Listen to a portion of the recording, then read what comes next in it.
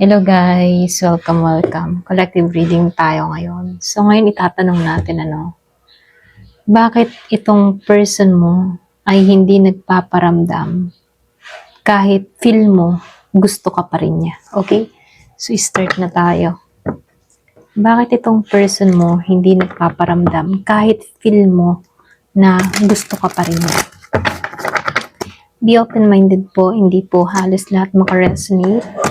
Thank you nga po pala sa mga nagsusubscribe, sa mga bumabalik. Maraming pong salamat.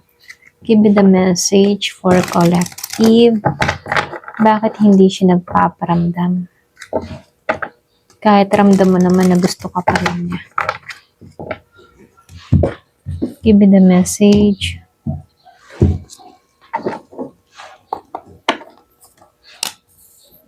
So, lumabas si Nine of Swords.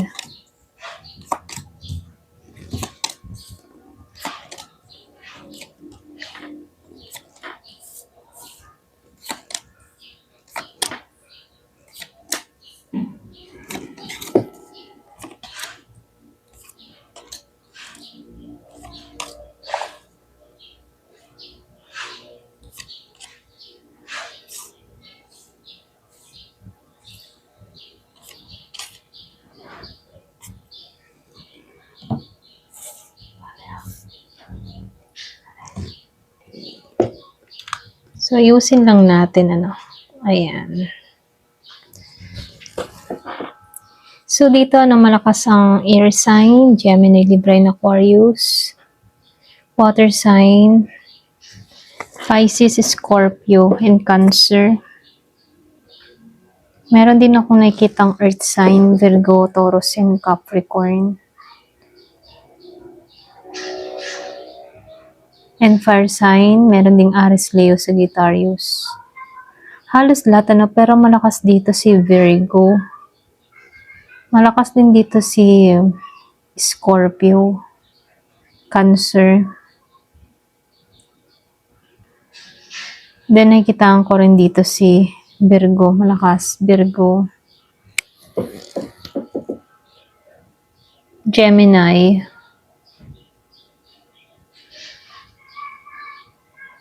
Scorpio, malakas. Aquarius. Libra. Then Aries. Okay? Pero ganun pa man, energy yung babasahin natin. Kaya magbase tayo sa energy. So, bakit hindi siya nagpaparamdam kahit gusto ka niya? Kasi, itong tao mo, kung bakit hindi siya nagpaparamdam kahit nararamdaman mo na gusto ka pa niya. Kasi lumabas si 5 of water reverse. At itong si 9 of water dito. 9 of air, sorry. 9 of air upright. So dito, dumalabas dito na itong person mo, bumabangon na kasi to sa lungkot or sabihin na pagsisisi, Kumbaga, naghihilom na siya dito, pero nangyayari kasi dito, hindi pa buo, kaya hindi pa siya ready na humarap muli sa'yo. Okay? So, meron lang nakikitang overthink dito na malala na nagganap or nangyari sa kanya rito, Sobrang nag-isip to. Para bang nagkaroon to ng anxiety. Marami siyang inisip dito. So, dito, itong tao na to, marami tong naisip na sa mga pagkakamali niya, sa mga ginawa niya sa iyo. Then, naisip din ng tao na to, paano kung hindi niya ginawa yun sa iyo, mga ganun, So, ito yung isa sa malaking dahilan kung bakit itong tao na to ay tumahimik kasi andito siya sa moment na nagninilay-nilay, okay? So, nakikitaan ko rin dito, lumabas kasi itong si Judgment and itong si King of Water dito. Kumbaga, iniiwasan niyang harapin yung katotohanan dito, or yung mga ginawa niyang desisyon dito. Kumbaga, parang ayaw niyang i-confront or pwede rin ayaw niya ikaw, yung sabihin natin, ayaw kanyang kaharapin, lalo-lalo na yung sitwasyon na nangyari sa inyo. Okay? May pag-iwas doon. Excuse me.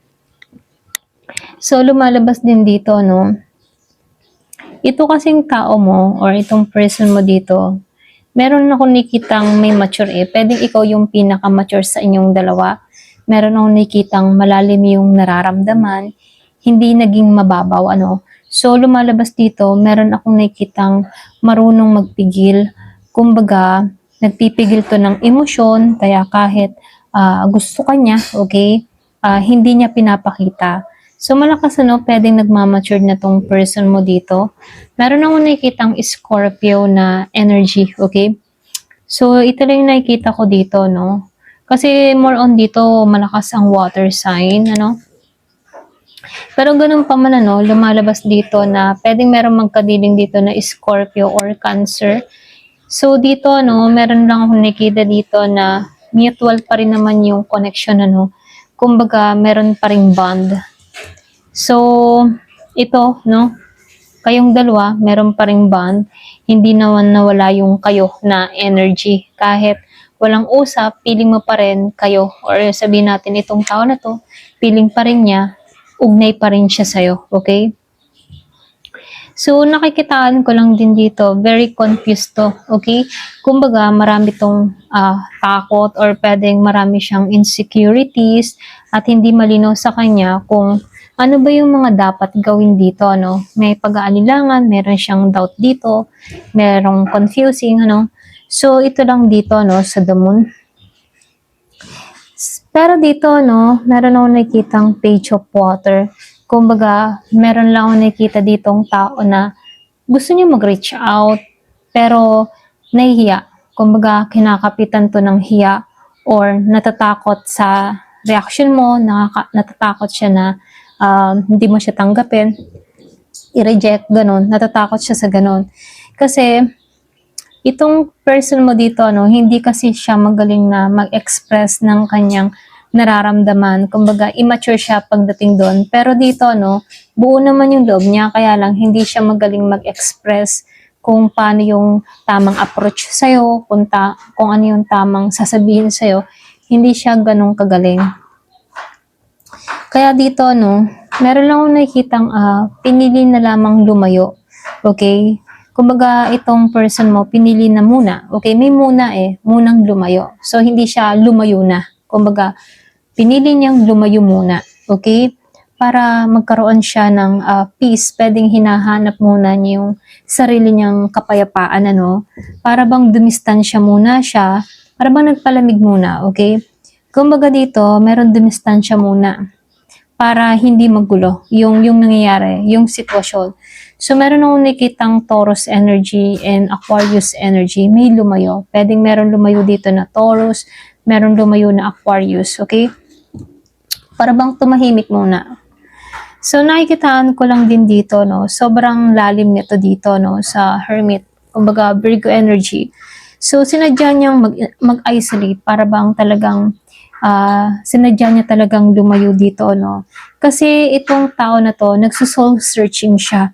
Kumbaga, iniintindi niya muna yung sarili niya. Okay? Nagninilay-nilay, pwedeng inaayos niya yung sarili niya.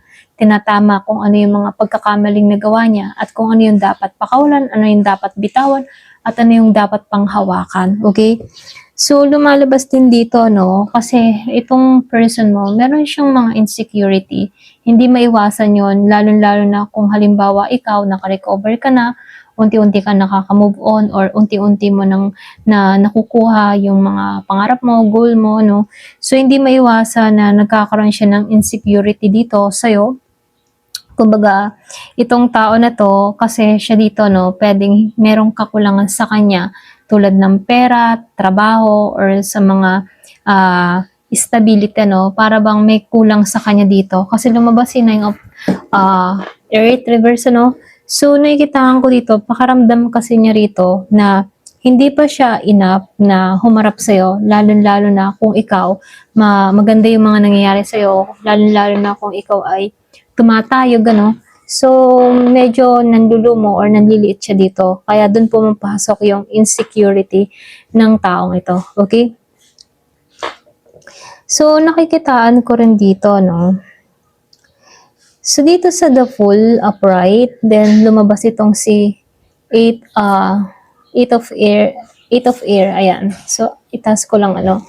So, dito, no, itong person mo, sa totoo lang ha, gusto niya ng bagong simula rito, okay? Gusto niya yon, gusto niya ng simula, pero hindi niya kasi alam kung paano ba simulan. Yun yung masaklap dun eh. Gusto niya magsimula, pero hindi niya alam kung paano mag-umpisa. So, lumalabas dito, pakaramdam kasi niya dito, natrap siya sa 8 of Ear. Natrap siya sa sitwasyon, hindi niya alam kung magpapatianod ba siya o magpapahulog dito, no? Natrap siya eh. Pero, para bang kailangan na mag-move on pero hindi siya nag-move on kasi ito ka eh, ikaw yung roses dito na hanggang ngayon ay pinangahawakan pa rin niya. Okay? So, nakikitaan ko dito, para bang may pumipigil sa kanya kahit sarili niya lang din, ano, pinipigilan niya talaga. So, dito, no, meron lang ako nakikitang kakayahan naman na gumawa ng move yung iba sa inyo, pero pinili na lang niyang hindi gamitin yun ngayon, okay? Kung tutusin, kaya naman niyang kaharapin ka dito, kaya kanyang puntahan, kaya kanyang, kaya niya, okay? Kaya lang mas pinili na muna niyang manahimik. Yung iba sa inyo, pinili niyang hindi gamitin ngayon yung pagkakataon, okay? Pwedeng meron siyang mas iniintay or tamang timing para gumawa ng action sa'yo, okay? So, dito,